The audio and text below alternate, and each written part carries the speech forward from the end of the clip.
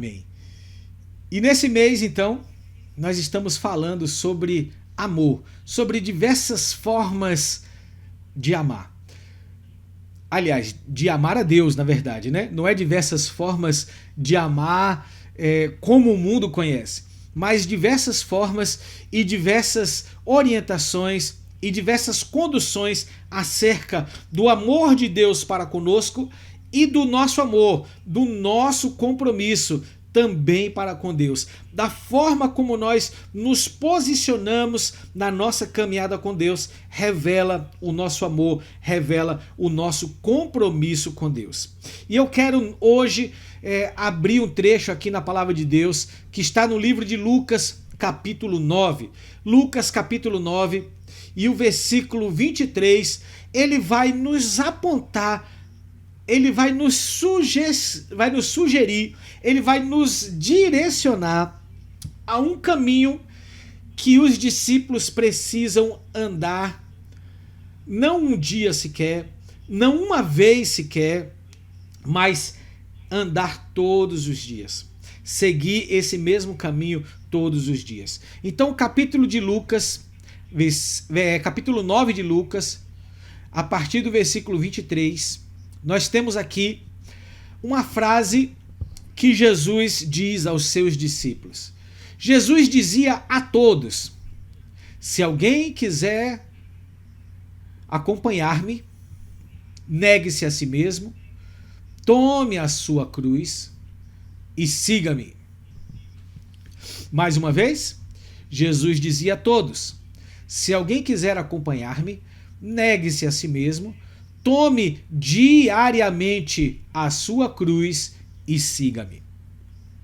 Bom, queridos, quando a gente entende o que é tomar a cruz, e nós já falamos aqui em outros momentos sobre tomar a cruz, sobre abrir mão do eu, abrir mão das nossas próprias vontades para cumprir a vontade de Cristo, para permitir que a vontade de Cristo se cumpra na minha e na sua vida.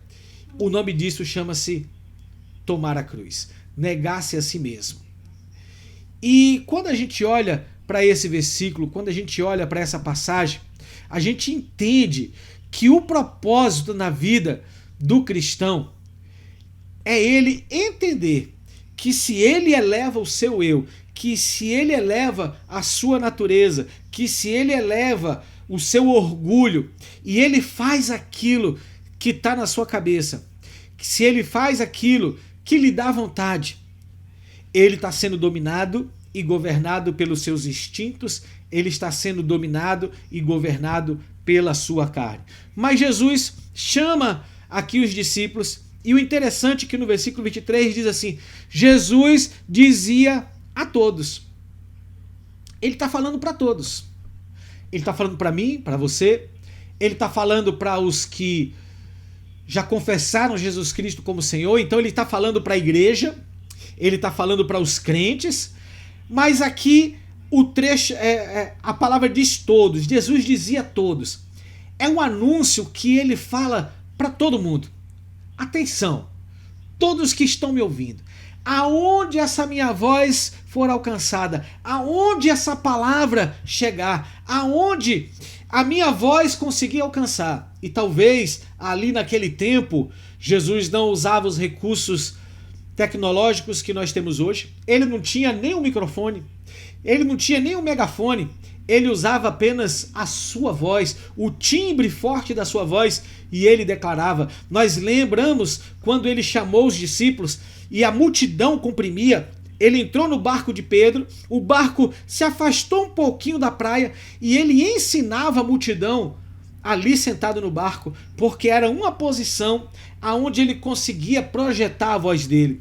Então, quando Jesus fala aqui, Jesus dizia a todos, aquela voz alcançaria todas as pessoas que essa palavra chegasse. Hoje nós temos os recursos da tecnologia, hoje nós temos microfone, você está aí na sua casa, você está aí em outro país, diferente do país onde eu estou, né? Aqui comigo, aqui agora só tem Carita e Gláucia, então aqui no Canadá eu estou dizendo, né? Mas você está aí no Brasil, ou aonde essa voz chegar, né? No tempo que chegar, então essa palavra alcança você. Jesus dizia a todos, Jesus fala para você. Esse todos se refere a você, que ouviu e que está ouvindo essa palavra. E aí ele diz assim, se alguém quiser me acompanhar, queridos, ele não está obrigando ninguém a acompanhar. Ele não está forçando ninguém. Olha, ele está dizendo assim, olha, você é obrigado a seguir Jesus. Ele está falando, se alguém quiser. Mas quando você quer, existe um preço. Por isso é que esse evangelho, que é pregado em muitos lugares hoje em dia, esse evangelho fast food, esse evangelho barato, esse evangelho que não fala da cruz, esse evangelho que não fala das renúncias que uma pessoa tem que ter para seguir a Jesus, esse evangelho é um evangelho furado. Porque em nenhum momento Jesus deixou encoberto que nós não teríamos que fazer absolutamente nada. É claro que a salvação é pela graça, é pela fé em Cristo Jesus, é pela graça, é uma atitude que nós não podemos comprar a salvação. Mas Jesus diz, eu morri pelo seu pecado, eu paguei o preço pelo seu erro, eu paguei o preço pelo seu pecado, a morte que era para você morrer, eu morri, agora, se você quiser me seguir, se você quiser me acompanhar, tem um preço. Imagine só um jovem que tem o sonho de viajar pelo mundo todo. E aí alguém chega para ele e fala assim, você quer conhecer o mundo todo? Eu tenho um caminho para você, eu tenho uma porta que se você entrar, você vai viajar e vai conhecer o mundo todo.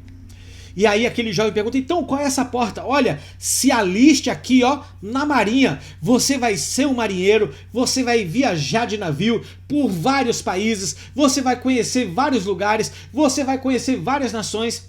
E aquele jovem todo empolgado se alista na marinha e ele entra para a marinha. No primeiro dia de quartel, ele não vai para o navio, ele não vai viajar, ele vai para o quartel, é obrigado a fazer exercício, é obrigado a ter condicionamento físico, é obrigado a pagar as penitências lá, se ele errar, se ele fizer qualquer coisa, ele vai para a cadeia, é obrigado a fazer limpeza, acordar cedo, e ele fala assim, epa, ninguém me falou isso, ninguém me disse que eu tinha que fazer isso tudo para conhecer o mundo todo. Mas ele está alistado. O nome dele está lá no hall da Marinha. E aí, depois de 6 meses, 8 meses de treinamento, de recrutamento, de muito exercício, de muito esforço, chega o tempo daquele jovem, então, entrar no seu navio e conhecer o mundo. E ele entra no navio militar, mas ele pensa que vai viajar e agora curtir a vida que ele nunca imaginou antes conhecer. Dentro do navio, ele continua tendo que andar em disciplina, acordar cedo, arrumar a sua cama, manter o seu asseio muito bem feito, barba feita, a sua farda limpa, a sua farda muito bem limpa, né? E ele trabalhando muito ali naquele navio, limpando convés, trabalhando na cozinha, e ele diz assim, e cadê o passeio? Cadê as horas de lazer? E ele passa meses e meses dentro de um navio, trabalhando e continua sendo treinado. E ele fala, mas eu pensei que ia ser tão fácil, eu pensei que eu ia viajar e conhecer o mundo inteiro. E de repente estoura uma guerra. E aquele navio que estava em treinamento já é encaminhado para o campo de batalha, e aquele jovem que tinha um sonho de passear e de conhecer o mundo todo, não sabia que existia um preço, que existia algo que ele tinha que pagar para que aquele sonho viesse ser concretizado. E naquela guerra, então, aquele jovem vê muita tristeza, muitas pessoas morrendo ao seu lado, e ele fala, mas eu não sabia que isso tudo precisava acontecer. Muitas pessoas hoje estão entrando na igreja apenas por uma ilusão. Venha para a igreja que o seu casamento vai ser restaurado. Venha para a igreja que a sua vida vai ser restaurada. Venha para a igreja que a sua vida vai mudar. Venha para a igreja que o emprego vai aparecer. Venha para a igreja que você vai ser curado. Não que Deus não possa, Deus pode curar, Deus pode libertar, Deus pode te dar emprego, Deus pode te dar uma casa, Deus pode restaurar o seu casamento, mas esse nunca pode ser o pretexto da gente vir à igreja, da gente vir ao Senhor. Nós viemos ao Senhor porque nós queremos segui-lo e Ele diz que existe um preço. Então, queridos, para você servir a Deus, para você colocar a sua vida nas mãos de Deus, você tem que amá-lo. Porque se você não amar Jesus, se você não amar a Cristo, se você não amar a Deus, você não vai entender. Quando as lutas à sua volta estiverem avassaladoras, você não vai entender quando você estiver passando dias de dificuldades, dias de mesmo de você colocar o rosto no pó e chorar. Mas, apesar das lutas e das dificuldades à sua volta, o seu coração está em paz, porque o Senhor acalma o seu coração. Existe um preço que nós temos que estar dispostos a viver todos os dias. Primeiro preço, negue-se a si mesmo. Você não vem para a igreja para você ter sucesso, você não vem a Jesus para você ser honrado, você não vem a Jesus para você estar no top das paradas, você não vem para Jesus para você ser aquela pessoa que todo mundo curte, que todo mundo acha legal, você vem para Cristo e você nega-se a si mesmo. E negar-se a si mesmo é negar o seu eu, negar as suas vontades, negar os seus desejos, negar tudo aquilo que você um dia planejou. Você coloca diante do Senhor, diante de Deus. E aí então você toma a sua cruz. E aí, mais uma vez eu repito, tomar a cruz, querido, se refere a você. Tomar a cruz se refere às suas renúncias. Tomar a cruz se refere a você crucificar o seu eu, crucificar a sua carne com os seus desejos e com as suas paixões. A cruz não é o seu marido, a cruz não é o seu filho, a cruz não é esse emprego que você tá, a cruz não é a sua sogra, a cruz não é a sua mãe, a cruz não é ninguém e não é nada.